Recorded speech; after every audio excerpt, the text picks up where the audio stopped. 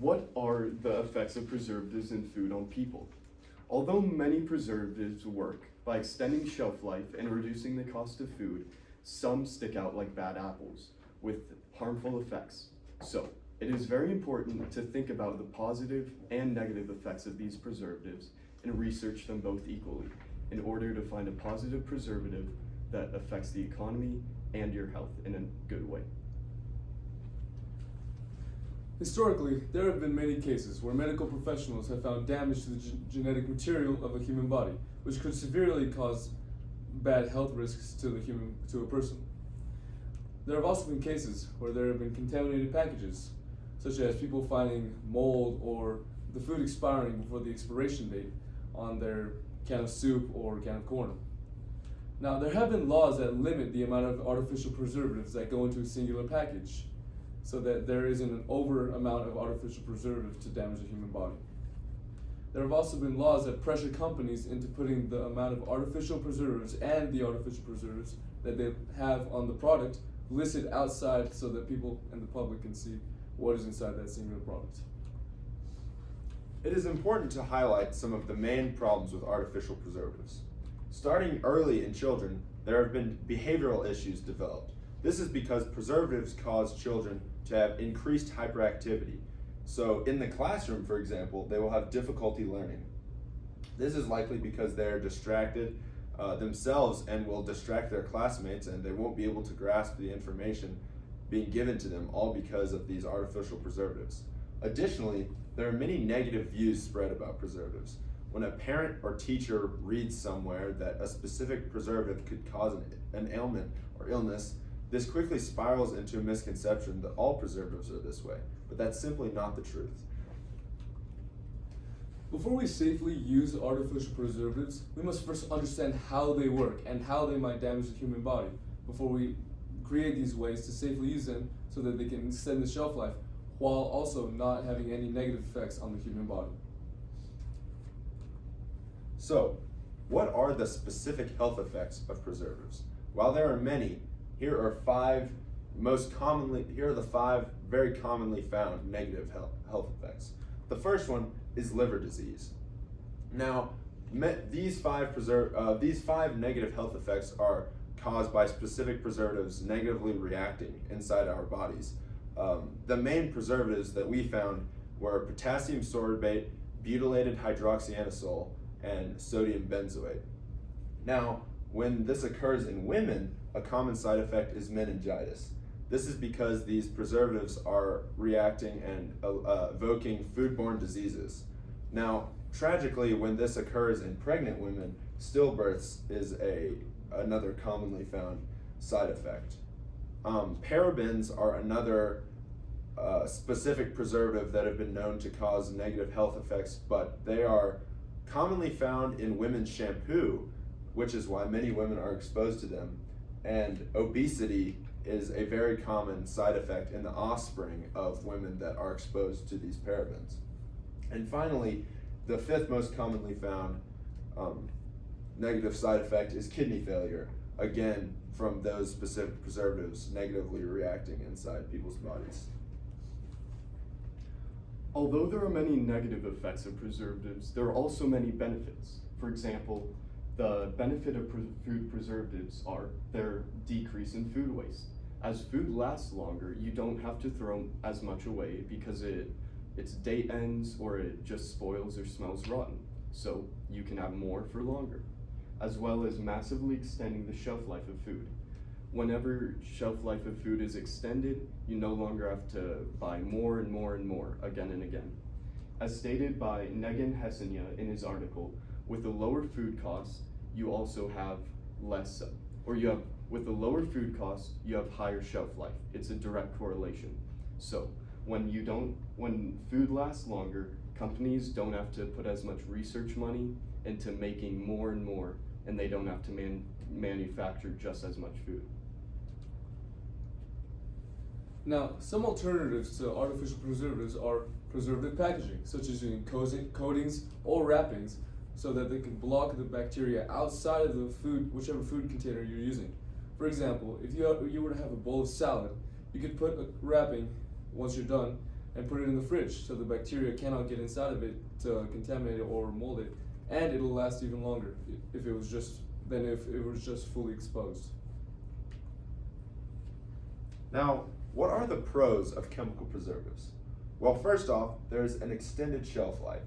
This is because the preservative naturally makes the food item last longer, which is a much more cost-effective way of producing food. So it saves more money for the companies because they don't have to restock as often.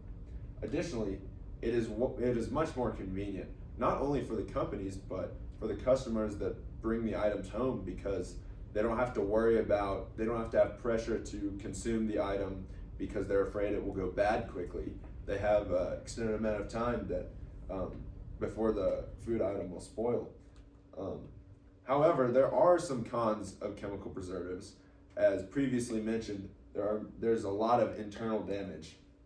The kidney failure, liver failure, meningitis, all those are specifically linked to chemical preservatives, not preservative packaging. And those are very serious negative side effects. Additionally, as previously mentioned, with children, behavioral disorders, trouble learning, those are also specifically linked to chemical preservatives, not preservative packaging. Furthermore, there is also, as studies have shown, a decreased quality in the food items with chemical preservatives. And this means that consumers will probably want to go somewhere else to purchase a different food item that has a better quality and taste. And finally, it costs more to produce it this way, which cancels out the idea that it's more cost effective because it has a longer shelf life, because it just costs more to produce it that way with chemical preservatives. The pros of preservative packaging are its ability to extend shelf life through the use of reduced oxidation within the foods. When the food is covered, you can't let oxidation into it, resulting in spoilage. For example, if you leave the cap open on milk, it oxidizes, but if you close it, it lasts much longer. Another pro is its ability to be eco-friendly. Plastic can be reused again and again. It can even be recycled. So instead of just eating a vegetable with chemical preservatives to make it last twice as long, you can seal it in cellophane and have it last weeks and weeks. Another pro is it's just safer.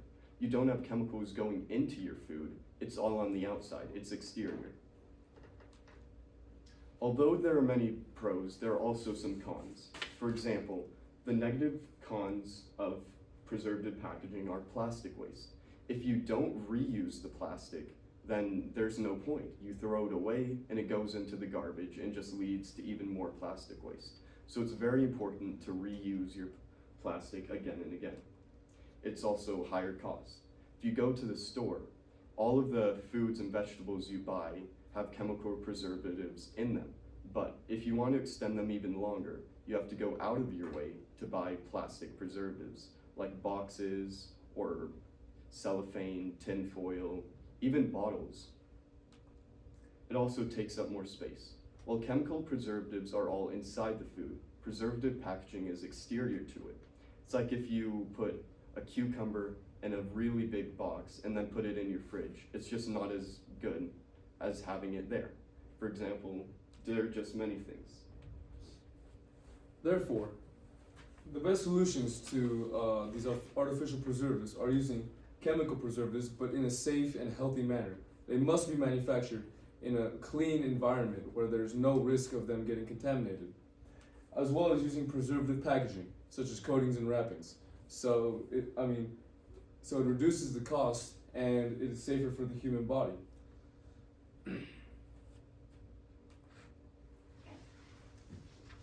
I do have some questions for you. First question, Nate, give one specific way that your thinking changed as a result of learning about Willem's findings.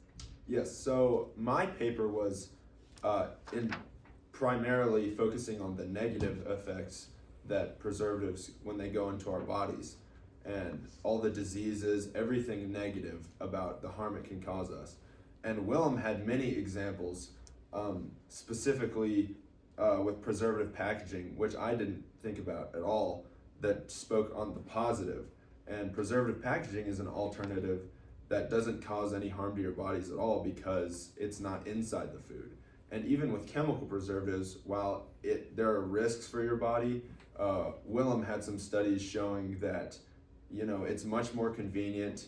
It lasts longer. Many positives with chemical preservatives economically, as well as positives for preservative packaging having to do with your health.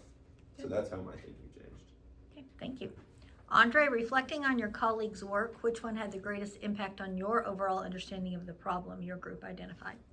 I think Nate's work had the most impact on me because he really focused on how these artificial preservatives can damage the body and how the different ways that we can solve all of these problems so that the body doesn't have to go through all this stress due to these like chemical preservatives.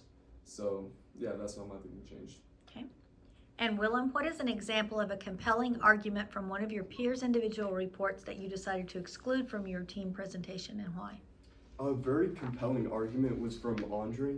We did talk about the history and the previous laws being passed, but we didn't go into any detail about it and what they talked about. For example, his paper talked about previous laws being passed limiting the amount of chemical preservatives that can be in food. We just didn't talk about that. Instead, we talked about the pros and negatives of the chemical preservative, not just the previous laws. And we also didn't have too much time for the issue, so we decided to talk about the solution, and we had to exclude some of his work. Okay, very good, thank you.